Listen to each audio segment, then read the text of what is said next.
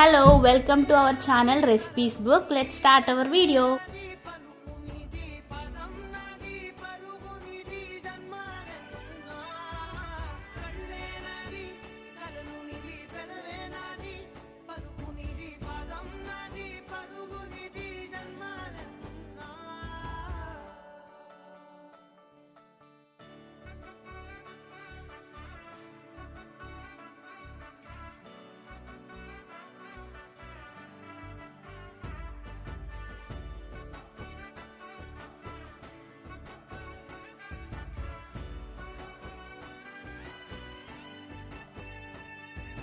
చంద్రమల్లె ఎదురు చూస్తే నదిలాగా మారనా, చైత్రమల్లె నువ్వు పూస్తే చిగురాకే అవ్వనా.